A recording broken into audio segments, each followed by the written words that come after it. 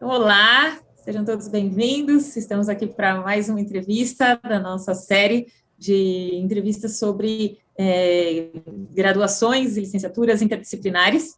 Hoje estamos com o professor José Alves, que ele é doutor em educação, mestre em ensino de ciências e licenciado em física pela USP e atualmente trabalha como professor na Unifesp.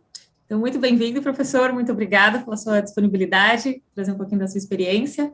Eu estou aqui também com a Cláudia, somos integrantes do grupo de trabalho coordenado pelo professor Menezes, que é quem desenvolve, então, esses projetos dentro da cátedra Alfredo Bose,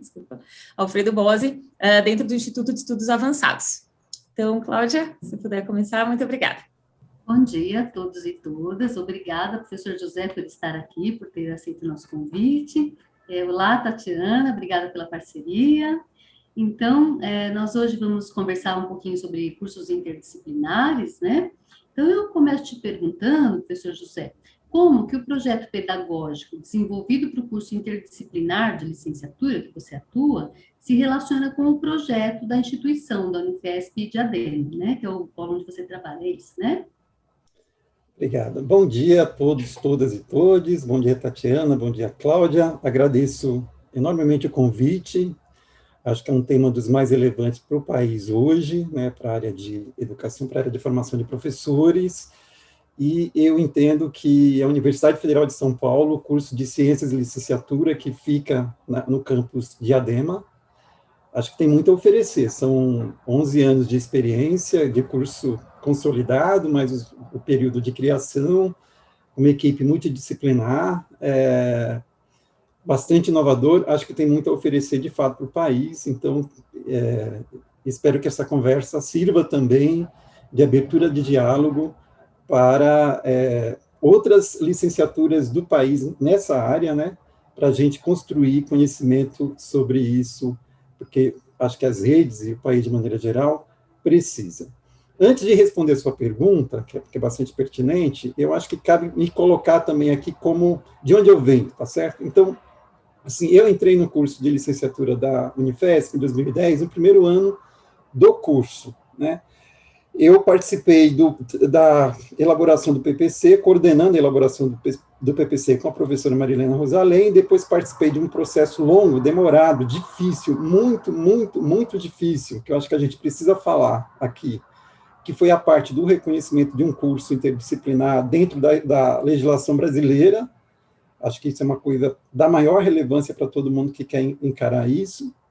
E logo depois que o curso foi reconhecido com uma nota bastante boa, e tem sido uma nota excelente, até a máxima até agora, eu passei a assumir o núcleo docente estruturante do curso para poder efetivamente implementar todo o processo. Então, assim, eu acompanhei, junto com outros colegas valorosos, né, esse processo de consolidação da licenciatura desde o meu primeiro ano de entrada e o primeiro ano do curso.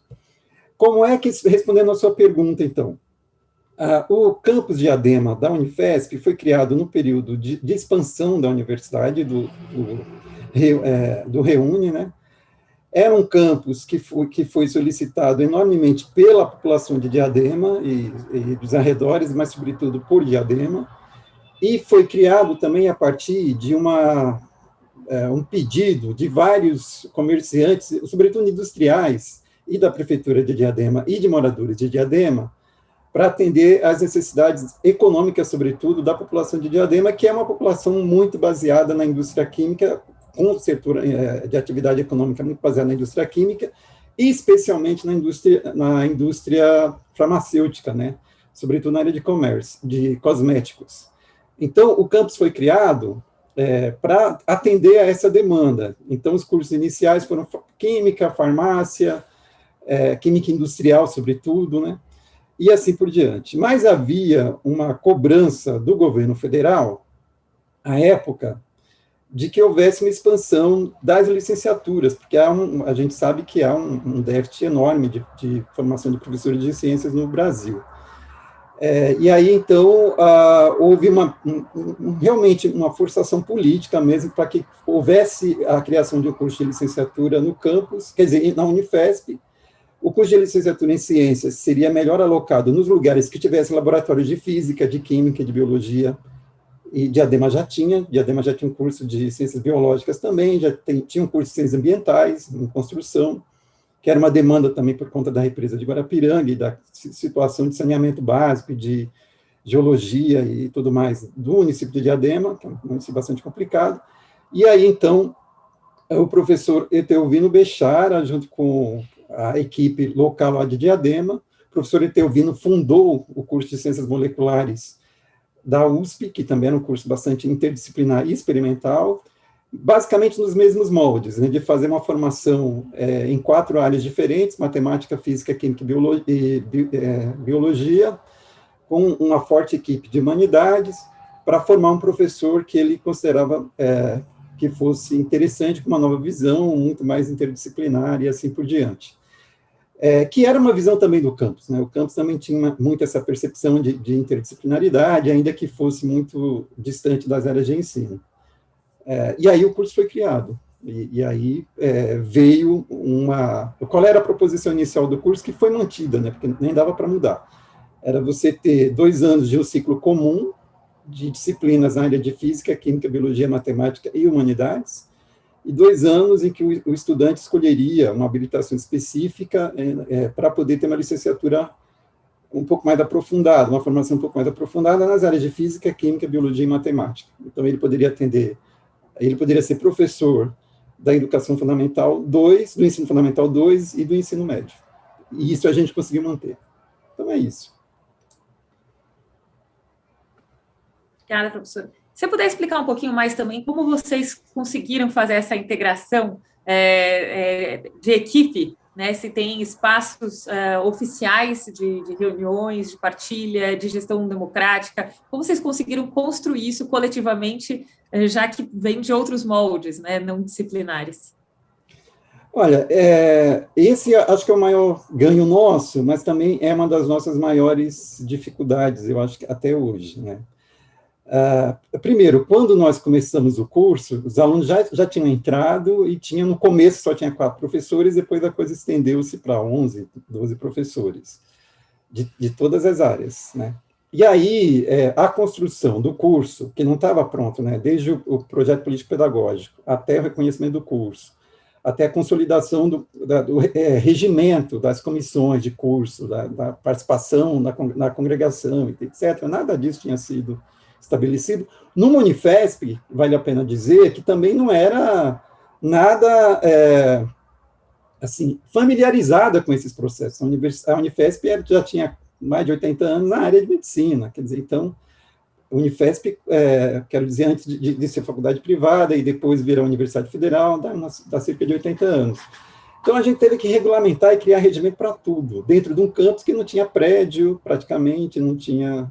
Então, foi um processo muito, muito complicado, e, ao mesmo tempo, precisou que a gente ficasse muito junto para poder atender esse conjunto de demandas absurdo que aparecia, além de dar conta de uma carreira acadêmica recém-iniciada, basicamente, todo mundo já tinha tido muita experiência na educação básica, já tinha sido feito pesquisas no universo acadêmico, mas a cobrança que a gente tinha acadêmica era uma cobrança não interdisciplinar, então era uma cobrança individual, então sem nenhuma perspectiva de criar uma pós-graduação na época, então, eu acho que essa foi uma grande dificuldade nossa, os modelos que nós trazíamos para o campus, cada um de nós professores, era um modelo que a gente tinha vivenciado nas nossas universidades, todas com muito sucesso, né? Basicamente, nós somos formados por professores vindos da USP ou da Unicamp, majoritariamente, né? E os modelos ali de formação de doutor eram muito consagrados, que a gente tentava reproduzir ali num contexto em que isso não existia.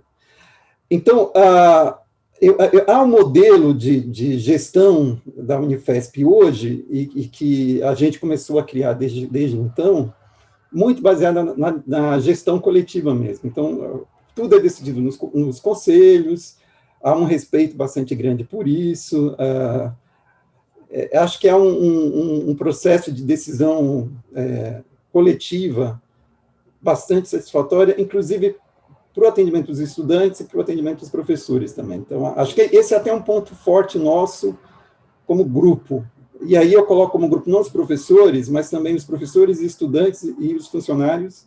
A gente é uma equipe muito coesa, as pessoas se gostam, os alunos gostam muito de vivenciar o curso, e isso foi um ganho extraordinário.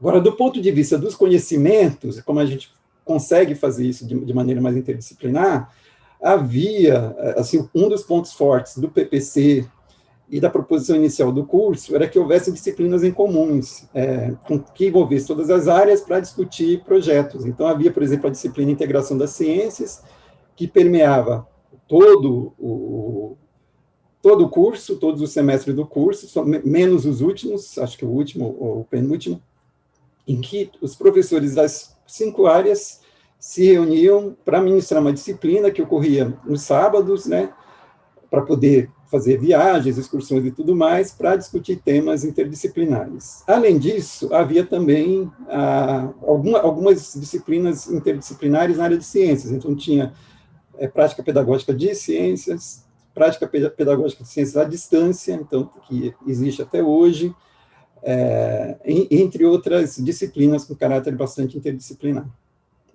Até uma contradição, né? Mas entre outras tentativas de fazer unidades curriculares, melhor dizendo, com caráter interdisciplinar.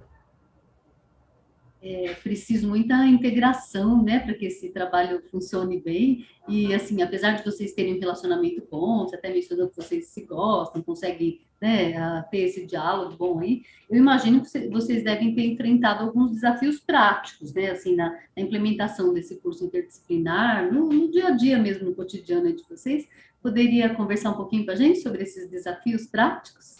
Eu acho que esse é o maior recado que a gente precisa dar para os colegas que querem implementar uma licenciatura interdisciplinar. Não há uma regulamentação formal sobre isso. Há uma série de tentativas de criação baseadas na autonomia universitária, sem um estudo, inclusive, da empregabilidade possível dos formados, o que eu acho isso, de verdade, acho isso bastante irresponsável, assim. E quem for ficar na gestão do curso vai penar horrores.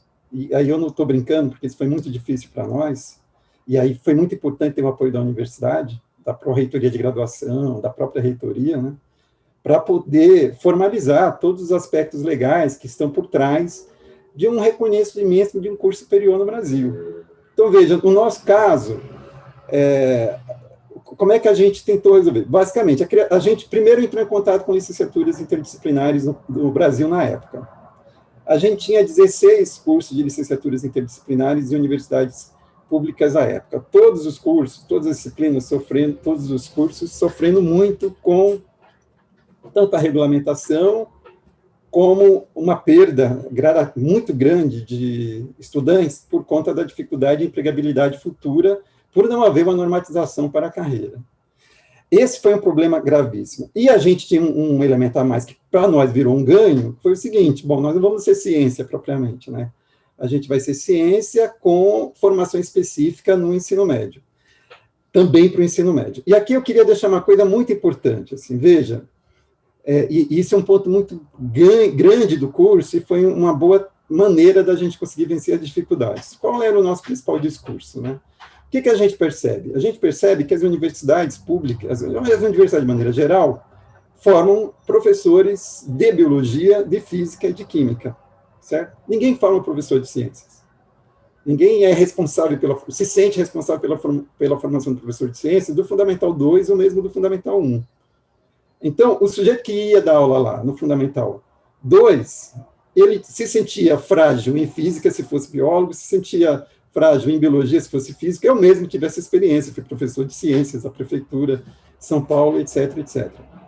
Então, é óbvio que você dá uma maior atenção para essa formação do professor de ciências, é um ganho extraordinário para o país, inclusive porque é onde são as maiores quantidades de aulas, atende a maior quantidade de população brasileira. A população brasileira não chegou no ensino médio ainda majoritariamente, né? Então, a gente conseguiu vender. Esse é um problema que não é um problema menor. Então, a necessidade de você ter formação de professor de ciência, uma formação mais ampla, ela é premente na sociedade.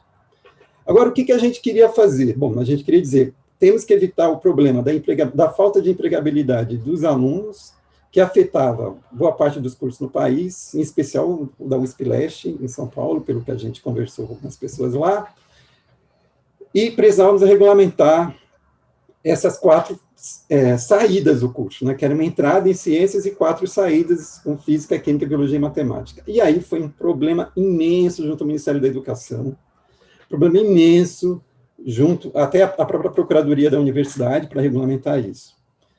E a gente foi atrás de alternativas de outras instituições, basicamente, por exemplo, o que a Universidade Federal do ABC fez para criar os cursos interdisciplinares, né?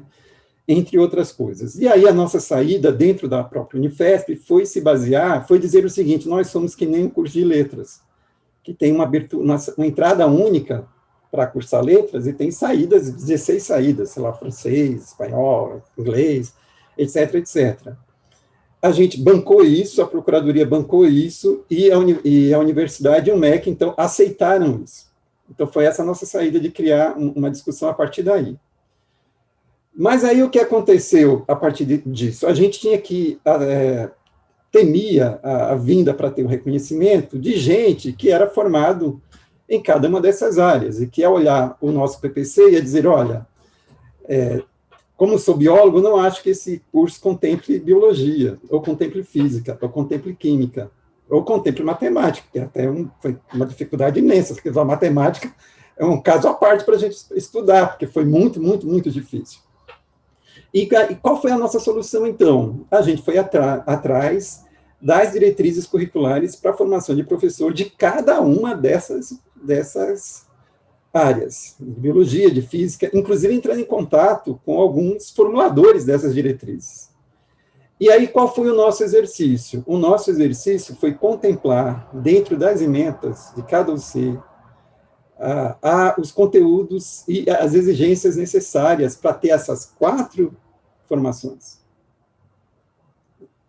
A gente conseguiu fazer isso com sucesso, claro que temendo muito, porque é muito diferente de você dar 4 anos de física, você dar só 2 anos de física, e a gente conseguiu muito sucesso aí na aprovação, embora, assim, quando veio gente para discutir o reconhecimento, houvesse aquele comentário, bom, a gente vê que está contemplado, mas na prática isso é muito difícil de mensurar, a gente teve que ver isso, a gente sabe, né? A gente sabe. Mas, assim, enquanto a gente fazia esse processo todo, havia também uma série eu não diria contenções, de diálogo com os estudantes que estavam fazendo o curso para garantir, olha, o curso vai ser reconhecido sim, você vai ter empregabilidade. Era muito frequente, assim, de gente querendo sair porque acreditava que não ia poder entrar em concurso, porque havia uma série de pessoas que se formaram em ciência, passavam em concurso, mas conseguiam assumir, porque o concurso não previa áreas interdisciplinares para poder emitir certificação de vaga, né? Então, a gente teve que garantir isso, ou dizer que a gente estava batalhando para isso, e eu acho que esse é o maior... A gente conseguiu evitar isso. Então, hoje a gente tem, em média, 12 candidatos por vaga, é um curso bastante reconhecido, inclusive no mercado de trabalho, né? Então, a gente conseguiu, mas eu acho que não dá para ignorar que, além do desejo inicial legítimo dos formuladores dessas licenciaturas, quem estiver lá carregando o piano vai ter que ter muito apoio, muito jogo de cintura e muito estudo para poder viabilizar. Porque entre o que se discute como autonomia universitária e entre a estrutura altamente burocratizada que a gente tem, e eu não sei nem se para o bem ou para o mal, tá? Não vou julgar, né? Há um caminho enorme, e isso existe, isso não é papo furado. E assim, além de ser uma complicação para quem está lá na gestão, é uma complicação para quem está formado. Então, sem ter um diálogo com as redes que fazem concurso público, sem exigir das entidades de classe ou do Conselho Nacional de Educação as diretrizes para a formação de professor de ciências, a gente vai estar, baseado somente no que prevê o currículo, por exemplo, de BNCC, a gente vai estar muito fragilizado nesse processo, não adianta negar. Então, assim, faz parte da criação de licenciaturas, e isso me pareceu muito nítido na época, falando com os demais colegas, a necessidade premente de haver uma regulamentação em outras instâncias para isso, para além da vontade dos criadores do curso. Professor, e nesse sentido, como seria o perfil do ingresso, né, de quem está ingressando nessa licenciatura? Tem muita gente que está numa segunda graduação, procurando justamente essa expansão da sua área, ou são, de fato, estudantes que eram no ensino médio? Tem um pouco desse perfil? A gente tem feito estudos de perfis dos nossos ingressantes, melhor dizendo, desde sempre. E o que a gente percebeu é que, majoritariamente, nós recebemos estudantes vindo de escola pública, embora a gente tenha 2 turnos, o turno vespertino e o turno noturno. No vespertino, a divisão entre estudantes de escola pública e privada é muito igual. Assim, então, costuma ser 40% de escola privada, 40% de escola pública. Nesse ano em particular, eu sou professor dos primeiros anos, nesse semestre, majoritariamente estudante de escola privada, quase 60%. Muitos jovens que querem universidade federal, querem ter uma formação mais ampla, a boa parte deles, inclusive, querem ser professores. É claro que a gente também tem aqueles estudantes que ingressam na federal, fazem o primeiro ano, numa espécie de cursinho, entre aspas, porque uma formação bastante boa e generalizada, depois mudam de curso. E tem muita desistência também, uma abstenção, e não é abstenção, esqueci o termo, uma ausência, um abandono. Uma evasão, desculpa, uma evasão bastante considerável, em torno de 50%, que não a gente até se preocupa muito com essa evasão, mas se você for ver as licenciaturas, ou o tempo de formação das outras licenciaturas, é até um valor menor. A gente já fez um estudo sobre isso, do que boa parte das licenciaturas específicas no país.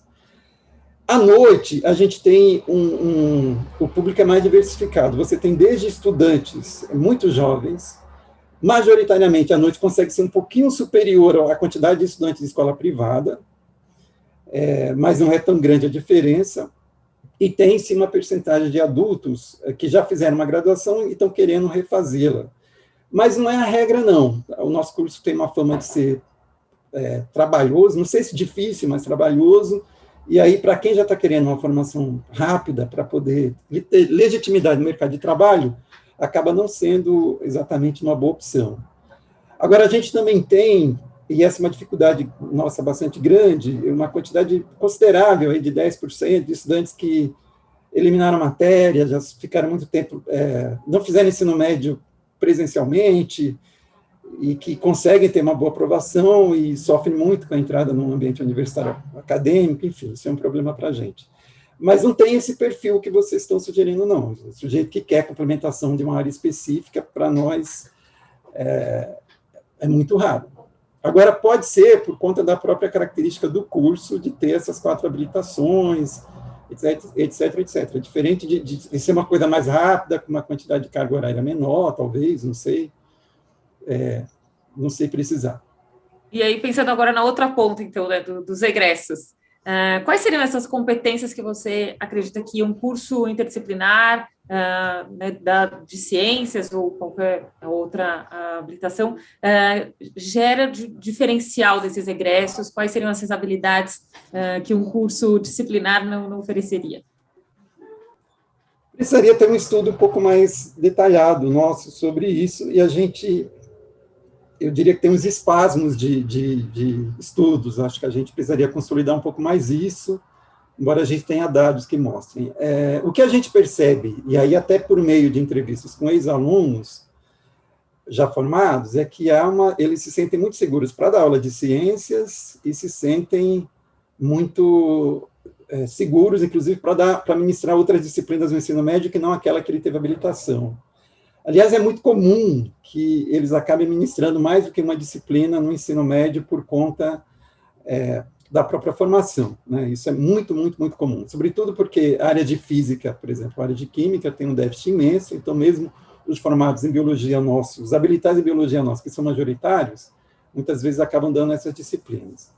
Eles também têm eu diria, uma certa familiaridade em poder discutir os outros conteúdos ou montarem projetos interdisciplinares no âmbito das suas unidades de trabalho.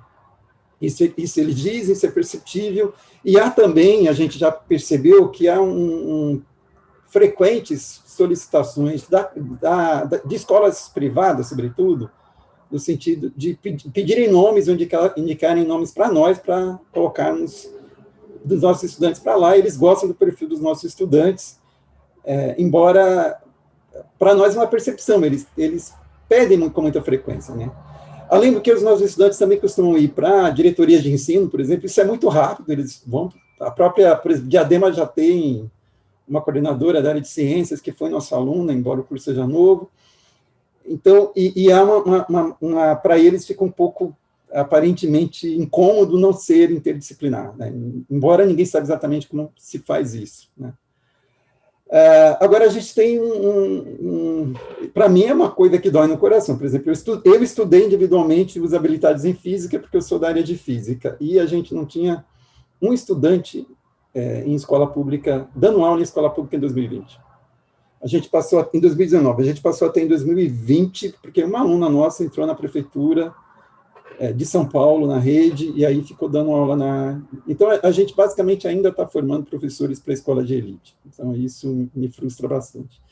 E aí também é uma frustração dos estudantes, porque eles vêm com uma formação bastante interessante para fazer formação, para discutir interdisciplinaridade, mas essas escolas muito elitizadas, eu não diria nem elitizadas, mas de classe média baixa, são quase todas com apostilas, né, baseadas em apostilas, então com muito pouca liberdade de trabalho, materiais que eles não gostam. Isso é bastante gerador de frustração também.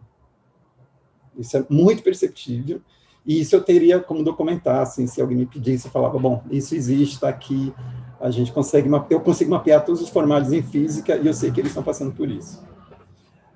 Ninguém teve problema de empregabilidade, ou seja, as pessoas que passaram no concurso conseguiram entrar sem grandes problemas. No começo teve um ruído, mas aí o coordenador do curso fez uma carta para os elaboradores de concurso, eles aceitaram imediatamente. Então, quando eles se candidatam a vagas em lugares, em escolas públicas, eles são até muito bem quistos, porque percebem que há essa formação mais forte em ciências. Nesse sentido, então, em contraposição ao sistema apostilado, seria, então, porque eles têm bastante autonomia, eles têm, assim, essa capacidade de criação dos seus próprios conteúdos, uma visão sistêmica, né, de como integrar tudo isso. Seria nesse sentido? Eu não sei se eles têm, mas eles têm a vontade de. Acho que isso é muito perceptível. Porque, veja, o que é dar uma formação interdisciplinar? Essa é uma discussão que a gente fez longamente no curso. Eu sequer aguento, às vezes, ouvir isso. Mas tudo bem. Assim, qual era o nosso grande temor? Nosso grande temor era o seguinte: nós, professores, individualmente, não temos a formação interdisciplinar. Então, e quando a gente chegou para ministrar as unidades curriculares, eram unidades curriculares com emendas de física, de química, de biologia e matemática, certo? E as unidades interdisciplinares, que eram outras. Então, o professor de física, de química e biologia estava dando o que sempre fez, e a gente até brincava que, assim, a gente está dando física, química e biologia, nossa esperança é que o aluno mexa tudo, não coloque no liquidificador e fique interdisciplinar. E não era isso. Não era, a gente sabia que não era isso. Eu não sei se a gente consegue isso hoje, entende? Acho que a gente ainda está muito em cada uma das áreas. O que a gente fez uma reformulação do PPC, em que a gente percebeu, por exemplo, conseguiu remanejar a disciplina de semestre, conseguiu mudar a ementa, conseguiu cortar conteúdo, que é uma coisa bastante sofrida no nosso coração, de qualquer professor, né? Professor de física cortando conteúdo para caber mais biologia. Professor de matemática, então, nossa senhora, então é uma coisa muito dura. A gente fez... e a gente percebe nos alunos assim, uma disposição, quando a gente vê os temas de TCC, os alunos que entram na pós, né, os lugares de trabalho que eles estão, tem muita gente trabalhando em ONG, tem muita gente trabalhando em diretoria de ensino, em editora, quer dizer, acho que tem acho que não assusta, entende? Acho que é diferente, não assusta, né? Eles são muito atuantes nos projetos, nas escolas privadas, isso é muito... mas eu não sei dizer se eles fazem bem. Eu acho que deve ter, por exemplo, falhas de formação num conteúdo específico. Imagino que tenha. Porque, assim, como professor de física deles, eu percebo que é muito pouco que a gente dá para o que eu gostaria que fosse adequado para a formação. mas isso está muito no ar, assim, está muito, precisaríamos ter um trabalho mais sistematizado sobre isso. E aqui eu estou dizendo que é importante ter trabalho mais sistematizado sobre isso, porque eu acho que a gente fica muito na impressão sobre quem está formulando o curso, que acha que é melhor, e eu acho que a gente faz muito isso em educação, e a gente se esquece que precisa estudar mais sistematicamente para poder emitir respostas dessas nossas impressões iniciais, né? Por isso que eu fico muito cuidadoso na hora de responder para vocês assim com mais propriedade. Falando sobre a formação dos professores, né, embora você tenha comentado aí, e a gente tem percebido, né, que a formação dos professores que vão trabalhar no curso interdisciplinar, por exemplo, a formação deles próprios foi disciplinar, na maior parte dos casos, né. Então, assim, por exemplo, quando eles entram nesses cursos como o seu, né, que você está mencionando, eles, apesar de terem uma formação disciplinar, eu acho que eles já vêm com essa vocação para trabalhar com um curso diferenciado, interdisciplinar, conhecem um pouco onde que eles estão entrando, né? Então, a gente queria saber como foi desenhada a trajetória formativa desses docentes que trabalham nessa licenciatura, de modo a reconfigurar, né, o modelo educacional vigente, ou como é que eles se encaixam nesses cursos, né, apesar de já virem com essa vocação mais diferenciada, né? Queria comentar um pouquinho para a gente? Como que é a formação, trajetória formativa, né, desses professores? Olha, o processo de seleção dos nossos professores foi um processo que obedecia à época à normatização da Universidade Federal para a contratação de docentes da área de medicina, inclusive, né? Porque era o que comandava. Então, não houve um cuidado com esse processo de seleção, com alguém que tivesse um pouco mais de perfil e tudo mais. Houve um processo de seleção para pesquisador, inclusive, para pesquisador da área básica. Então, boa parte dos colegas que entraram no curso, entraram, inclusive, sem ter noção do projeto político-pedagógico do próprio curso. Se a universidade conseguir criar um outro processo de seleção de professores diferenciado, que não seja tão normatizado como o que já está constituído nas universidades públicas federais, nem estou criticando, estou dizendo que é um dado, talvez consiga fazer diferente.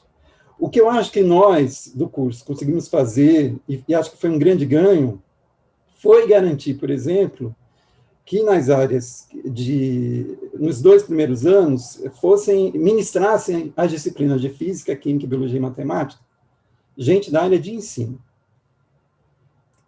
Porque aí, para receber alunos com pouca tradição acadêmica, com elevado grau de dificuldade, alta vulnerabilidade, e para poder formar professores, a gente achou que era interessante ter uma expertise na área de ensino para poder fazer formação de professores para o conteúdo específico de física.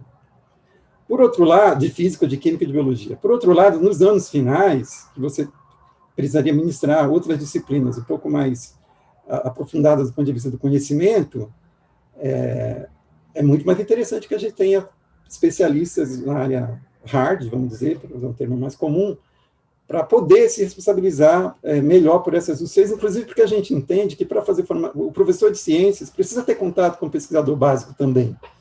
O pesquisador que diz que está pesquisando partículas, que está pesquisando cosmologia, enfim, a gente acha que é importante também. Mas não houve, assim, excetuando esse cuidado em você ter majoritariamente gente da área de ensino, nos anos iniciais, ou um grupo grande, uma massa da área de ensino, para poder gestar o curso, ao mesmo tempo que tinha pesquisadores da área hard, gente da humanidades, o processo de seleção dos professores foi um processo para a contratação de pesquisador de universidade de ponta, e aí a pontuação em artigos e tudo mais pesou muito mais do que outras questões, como é a praxe na universidade. E quanto à formação continuada desses professores que já estão aí na ativa, né? Vocês têm os processos, enfim, além do planejamento normal que se faz sempre, né? Vocês têm, assim, uma formação continuada? Poderia contar um pouquinho para a gente sobre isso? A universidade oferece alguns cursos de formação continuada, embora não haja uma grande, vamos dizer, aceitação, né? O que eu pude... Aí aqui eu vou falar novamente sem nenhuma pesquisa, tá bom? O fato da gente ter que resolver problemas tão grandes nos 4 primeiros anos do curso fez com que a gente se unisse como grupo e procurasse atender ou resolver boa parte dos problemas da melhor maneira possível. Então, por exemplo, você pega alguns colegas da área hard que ministram disciplinas nos 3, 4 últimos anos, né? Depois de 3, 4 anos do curso. Sem dúvida, eles rediscutiram muito a formação, o que eles ministravam, né? Acho que demorou para eles acertarem a mão, e foi muito interessante ver como eles ficaram satisfeitos com esse processo de aceitar, de entender como é que poderia atender melhor a formação de professor daquele aluno, e não sem muita frustração também, né? Porque é uma perspectiva de que a formação que ele teve para a área hard fosse a mais adequada, e assim por diante. Eu acho que para nós, para os outros da área de ensino, eu acho que foi uma grande oportunidade para a gente poder fazer o que a gente muitas vezes quis fazer sempre e que não era possível. Então, por exemplo, nós da área de ensino somos muito ligados às práticas de ensino, aos estágios, e aí muitas vezes tínhamos que rediscutir uma outra maneira de ensinar física, química e biologia, porque o jeito que os alunos tiveram não foi do jeito que a gente acha que era para ser ensinado. Então, a gente tem que mudar a nossa prática, e isso demorou muito, eu acho, muito entre nós, de uma emenda, discutir, trocar aula, que a gente fez muito, eu acho que foi muito positivo. Agora, eu acho que isso foi muito mais vindo de uma necessidade do que de um planejamento institucional. Isso eu acho que é uma falha nossa do curso e tudo mais. Mas como todo mundo discutia tudo no coletivo, então o PPC era com todo mundo, a comissão de curso era com todo mundo, o reconhecimento de curso tinha os grupos específicos, mas todo mundo era responsável. Todo mundo tinha muito medo de que ocorresse uma grande perda de estudantes e, portanto, um grande problema institucional para todo mundo que foi contratado para o curso, né? Então, acho que todo mundo tentou se adequar, partindo da necessidade, aliado ao fato de serem pesquisadores, então isso já consegue ser mais útil para resolver problemas, mas não foi um planejamento institucional como a gente acha que deveria ser. Você pode trazer um pouquinho da sua experiência prática, né? Exemplos que vocês usam na sala de aula, como vocês fazem as atividades pedagógicas então, com os estudantes? Cortou o seu microfone na parte inicial, então eu não consegui entender o que você falou, Tatiana. Desculpa, acho que eu travei. Eu queria que você trouxesse exemplos para a gente de como são as aulas, como são as metodologias pedagógicas que vocês adotam. Se você puder contar um pouquinho da sua prática e outras práticas que seus colegas adotam. Nossa, nós somos 52 professores, 4 anos de curso, é muito difícil falar sobre todos eles. Então, assim, eu vou falar um pouco sobre o que a gente conseguiu fazer, por exemplo, nas propostas mais de UCs interdisciplinares. Então, por exemplo, na UC Integração de Ciências. Uma coisa que a gente fez é que cada área era responsável por uma UC. Então, por exemplo, em Integração de Ciências 1, a biologia coordenava, mas tinha professores de todas as áreas. De Química, no segundo semestre, etc., etc. A gente também tentou colocar nessas UCs as necessidades vindas da diretriz de formação curriculares de outras áreas. Por exemplo, os licenciados em Física têm que ter formação em Astronomia. Não tinha previsão de formação de Astronomia lá. Então, a gente usou uma das UCs para discutir Astronomia, que era bem interessante o processo.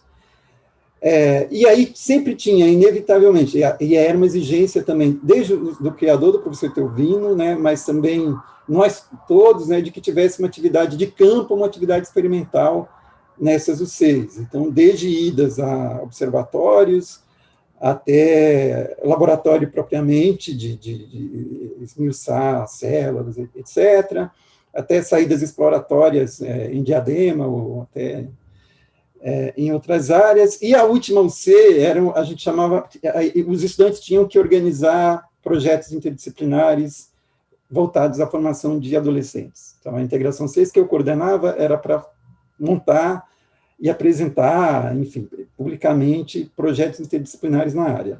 Mas também há outras UCs interdisciplinares além dessa, então tem uma UC que discute, por exemplo, educação científica, ambiente, questões raciais, então, visitas a tribos, né?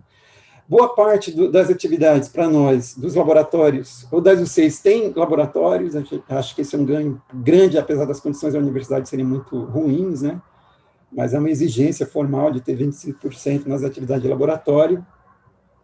Então, acho que tudo isso... E tem a área de humanas transpassando tudo, né? A gente acha que é pouco, a gente conseguiu aumentar a quantidade de área de humanas na última reformulação do PPC, né? Mas para nós também isso é muito relevante. E tem uma questão que eu acho que é importante discutir, mas pelo que eu vi está nas perguntas, que é como a gente estabeleceu o estágio, né? Que eu acho que ajuda muito a identificar. Agora, em relação ao conjunto de todas as UCs, eu não sei exatamente o que falar. O que eu posso garantir também é que é uma tentativa deliberada, institucional, de fazer com que os estudantes falem nas aulas, né? Então, de estar muito seminário, eles adquirirem uma boa retórica, isso é muito trabalhado em todas as UCs. É muito perceptível o quanto o nosso estudante lá para o segundo, terceiro ano já está falando com muita competência, né? Então, isso também é uma coisa bastante deliberada como meta da nossa área. Outra coisa que a gente queria saber sobre o estágio é, assim, como que tem sido recebidos esses estudantes de vocês nas escolas, a recepção é boa, e, enfim, eles têm conseguido atuar de verdade no estágio, não que seja uma coisa tão burocrática, mas sim na prática, né? Esse aprendizado tem sido bastante efetivo, aí comenta um pouquinho para a gente sobre os estágios. Bom, primeiro que, como tem sido a recepção, as recepções iniciais eram sempre daquelas de, poxa, vou ter estudante da Universidade Federal na minha escola me observando. Então, isso foi... isso nem sempre a iniciativa é positiva, vamos dizer. Mas eu lembro que a gente foi atrás de escolas do estágio, né? Eu lembro da situação, a coordenadora do curso, num dia frio, ela sem blusa, e com febre, fomos andando em Diadema, mais um outro colega, para dizer para as escolas do nosso interesse e tudo mais. Havia certo medo de Universidade Federal, acho que essa é a palavra, mas a gente conseguiu estabelecer ao longo dos anos uma relação muito interessante com as escolas, e no que a gente baseou na nossa formação, né? Baseou no fato que os nossos professores de estágio também vão nas escolas em sua maioria. Então, os alunos vão para a escola, tem um preparo para ir para a escola, eles discutem com o professor da universidade com uma determinada frequência, voltam para as escolas depois, e o professor de estágio da universidade também frequenta costumeiramente as escolas, uma relação de proximidade com a gestão e com os professores, e isso não é papo furado. Quer dizer, porque a gente vê que boa parte há muitas instituições que dizem que fazem isso e não fazem, e no nosso caso meio que viram ponto de honra, embora com o aumento do curso e a quantidade de alunos, nós temos 200 entradas por ano, embora tenha uma grande evasão, tem uma hora que fica muito difícil fazer isso, embora seja muito perceptível que todos os professores, de maneira geral, mantêm isso, né, como meta, né? E isso eu acho que traz uma série de ganhos muito positivos, né? Desde de uma melhor aprendizagem por parte dos estudantes do que é dominar uma escola, né? Porque, assim, ser professor de ciências, ou de química, ou de física, de biologia, você é um bom professor, não é só quando você domina o conteúdo, mas quando você domina escola, e quando você domina escola pública, apesar ou com todas as dificuldades de uma escola pública. Então, por exemplo, quando eu coordenei um ano de estágio, então a gente ia desde fazer o reconhecimento da escola, de todos os lugares, o reconhecimento do bairro, ir no conselho de escola, ir na reunião de pais, discutir com os adolescentes, com os estudantes, o que a gente via, né? E assim por diante, até o preparo de aulas para ministrar, etc, etc. Tem um professor que é o nosso parceiro, um professor da rede pública que é nosso parceiro, que também participa das publicações. Então, a gente tem feito um trabalho sistemático nisso. E, de maneira geral, eu acho que é uma boa competência que acho que a gente constituiu na Unifesp para poder divulgar para o Brasil. Acho que a gente, inclusive, faz isso muito pouco. Nós deveríamos fazer mais. E tem o estágio de gestão, os alunos estudam as questões de gestão e tudo mais. Aí tem o estágio de ciências, que é para pensar na disciplina de ciências para o Fundamental 2, e aí tem 2 estágios em cada uma das áreas, 2 em física, 2 de química, 2 de biologia, 2 de matemática, né? Discutindo especificamente as questões de ensino de cada uma dessas áreas para os estudantes que escolherem essas diferentes trajetórias. Eu acho que nosso grande mérito aí nesse caso é o fato da gente, de fato, também ir para a escola. Acho que isso para nós é muito importante. E aí tem uma coisa legal de Diadema, que Diadema, apesar de ser muito populosa, extremamente populosa, Diadema tem uma área territorial pequena, e a Unifesp fica no centro de Diadema. Então, a gente consegue fazer das escolas no entorno, né, um lugar também de diálogo, e para os alunos não é tão difícil de frequentar. Embora tenha muito pedido de estudante, por exemplo, que trabalho, faço faculdade, moro em Osasco, então quero fazer estágio na minha escola, né? E aí foi um grande problema para a gente, mas pelo que eu sei hoje, não estou mais no estágio. As pessoas conseguiram resolver de uma outra maneira, embora ainda talvez com um pouco de dor no coração, mas acho que isso foi resolvido hoje, não tenho certeza sobre como fazer. Uma curiosidade só, que a gente também acabou perguntando para os nossos entrevistados, sobre esse período difícil aí que nós passamos de pandemia, como é que a universidade fez para conseguir continuar, né, com as suas atividades normais, aí, interdisciplinares, enfim, eles conseguiram se adequar rapidamente, os professores tiveram um bom engajamento, os alunos conseguiram acompanhar, como é que foi essa experiência? Olha, eu estava coordenando a graduação no meu campus nesse período, exatamente no começo da pandemia e no fim da minha gestão, fiquei mais 2 meses. O que eu acho que foi fatores positivos que a Unifesp fez. Primeiro, a Unifesp é uma área que tem um potencial médico muito evidente, os médicos são muito atuantes, e eles gestaram, acho que eles foram muito determinantes no processo de gestão da pandemia na universidade, e então eles foram muito cuidadosos, e nós também. Acho que esse foi o cuidado. Então, a gente foi estudando todas as possibilidades, vendo os cenários, vendo a parte legal, a gente se dedicou muito ao estudo da parte legal para poder garantir aulas à distância, para evitar de ter processo, e a gente foi discutindo com todas as instâncias da universidade o melhor momento de retomar as atividades com os alunos. E isso consistia, por exemplo, numa pesquisa bastante séria e rigorosa sobre quais a necessidade de que cada um dos alunos teria para poder ter aulas à distância, e aí a universidade ofereceu desde chip até notebook. A universidade garantiu por lei, né, por regimento, flexibilidade na entrega de prazo de atividade, regulamentou o tempo da aula, deveria ser uma aula mais curta, para não ficar 4 horas usando a internet, mudou o critério de avaliação, de cumprido para não cumprido, em vez de ter um critério só por nota, num diálogo permanente com os estudantes, né, e com, acho que um preparo maior, inclusive, da equipe de atendimento ao estudante. A gente tem um núcleo de apoio estudante com psicólogos, que também teve uma grande procura nesse momento, e das assistentes sociais, com remanejamento de verbas para essas áreas. Então, tanto é que a gente demorou quase 5 meses entre o começo da pandemia e o retorno das aulas presenciais. Então, acho que esse cuidado é muito reconhecido pelos estudantes e pelos professores e pela equipe. Isso é uma coisa. A outra coisa funcionou? Como ponto de vista de aprendizagem, aí eu vou dizer muito da minha percepção, né? Quase todo mundo está muito frustrado com esse processo, né? A gente percebe que alguns estudantes com uma certa capacidade para o autodidatismo conseguiram manter um grau de aprendizagem até considerável.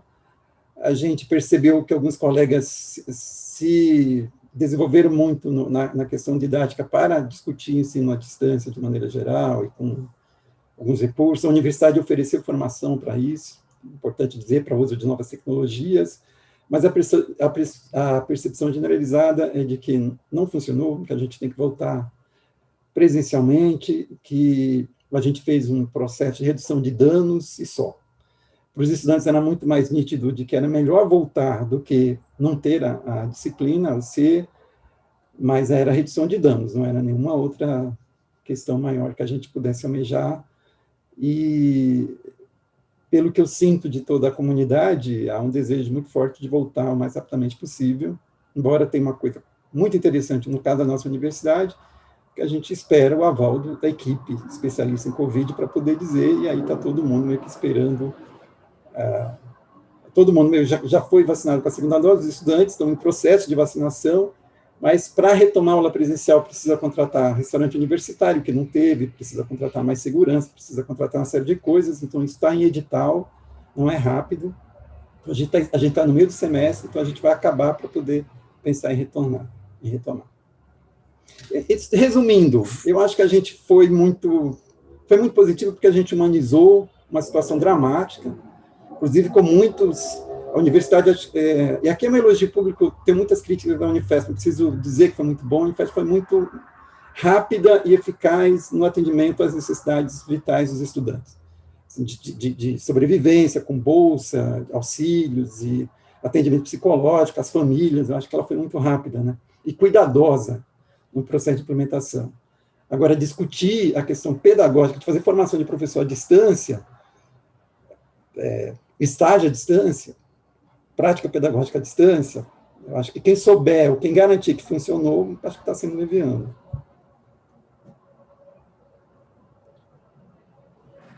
E, além da parceria com as escolas, né, vocês contam ou contaram ao longo desses anos com algumas outras parcerias que sejam estratégicas para o desenvolvimento dessa licenciatura, tanto dentro da universidade quanto fora da universidade? Olha, a gente tem uma parceria de muitos anos com o Catavento, o Museu Catavento, que fazia um trabalho de divulgação científica, faz um trabalho de divulgação científica muito relevante. A gente sempre levou os nossos estudantes do primeiro ano para lá, e o Catavento sempre foi um lugar de alta empregabilidade dos nossos estudantes. A gente nunca teve estudantes que não frequentaram aquele espaço, e com várias parcerias, né? Também há parcerias com a Secretaria Local de Educação, que houve, assim, às vezes, alguns atritos de natureza política, porque às vezes eles identificavam a gente como área federal, especialmente nos governos do PT, enfim, mas isso era muito rapidamente superado, embora eu acho que a gente nunca tenha conseguido dar o que a Secretaria nos espera, assim, quer dizer, então, assim, é para fazer formação de professor de matemática, aí você cria, vem, sei lá, 500, entende? Então, assim, ou é para fazer formação do EJA, aí vem como é que você dá 52 professores vão dar conta do atendimento de uma rede de ensino municipal e estadual na cidade que tem 500 mil habitantes? Quer dizer, então essa é uma questão, e próxima, né? E próxima, quer dizer, é fácil ir lá no Unifesp, é fácil a gente ir na diretoria. Então, acho que foi, mas era uma parceria, a gente tem muita parceria. E tem várias outras parcerias, que aí eu acho que é uma falha nossa, que é muito individual de cada professor, né? O professor estabelece uma parceria com uma determinada universidade, com determinada ONG, por exemplo, a gente tem com uma ONG do movimento negro, que agora eu não me lembro o nome, então, assim, mas é muito do professor que faz as parcerias e não uma coisa institucional propriamente, o que é uma pena. Acho que a gente poderia pensar um pouco mais. Tem parcerias com cursinhos populares, muito atuante, inclusive, muito atuante, entre outras parcerias que eu saberia falar muito pouco, talvez algum outro colega soubesse, colega da extensão conseguisse mapear melhor isso, né? Obrigada, professor. Já estamos quase terminando aqui. Para encerrar, a gente gostaria de saber de você algumas sugestões que você daria para outras universidades brasileiras que queiram implementar esses cursos interdisciplinares, baseado aí na sua experiência, né? Poderia nos dizer, então, algumas sugestões? Olha, a minha sugestão é muito baseada na minha experiência primeira, então, que eu imagino que seja diferente, porque eu não voltei a dialogar com as licenciaturas em ciências do Brasil depois que o curso foi reconhecido, o que é uma pena. Eu acho que caberia fazer uma nova rediscussão com base no momento político que a gente tem hoje, com base nas resoluções que surgiram posteriormente. Então, vou falar do ponto de vista pessoal. Eu acho que é muito importante, além do desejo inicial dos formuladores dos cursos de ciências ou de interdisciplinares, que haja uma preocupação grande com a legislação e com a empregabilidade do estudante. acho, de verdade, extremamente irresponsável, extremamente leviano, que, a partir de uma crença individual das pessoas que estão formulando um curso, você submeta dezenas de estudantes a uma situação que ainda não tem um amparo plenamente legal e sequer ainda tem uma formação consolidada de que é o melhor processo de formação. A gente não sabe disso ainda. E também acho bastante preocupante, de verdade, que a gente tenha, às vezes, cursos muito pontuais em determinados lugares, um país desse tamanho, que tem uma série de fluxos já em andamento também, né? Então, e muitas vezes esses cursos tendem a não sobreviver porque eles têm um grau de especificidade tão grande que ninguém se preocupa muito com eles, né, a longo prazo, né? Isso eu também acho que é uma preocupação. Agora, como é que você inova? Né? Tem que ter um espaço para inovação, né? Eu diria o seguinte, eu acho que a costura para a criação de qualquer curso interdisciplinar também tem que ser feita em lugares que os formuladores muitas vezes não enxergam. Os formuladores estão muito no campo da ideia, né? Da boa vontade, enfim, da percepção, ou mesmo das pesquisas, né? Acadêmicas, curriculares. Mas existe também toda uma regulamentação e existe também uma realidade que a gente não olha. Só para lembrar aqui veja, eu era diretor de orientação técnica da Secretaria Municipal de Educação na cidade de São Paulo, certo? Nos anos 2002, por exemplo.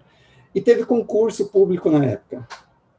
Quando veio uma tentativa de um novo concurso, porque a gente nomeou os professores, mas muitos pediram demissão, enfim, tem várias questões envolvidas em relação a isso, veio uma nova proposta de edital de contratação de professor de ciência que eles consideravam licenciatura interdisciplinar, novamente.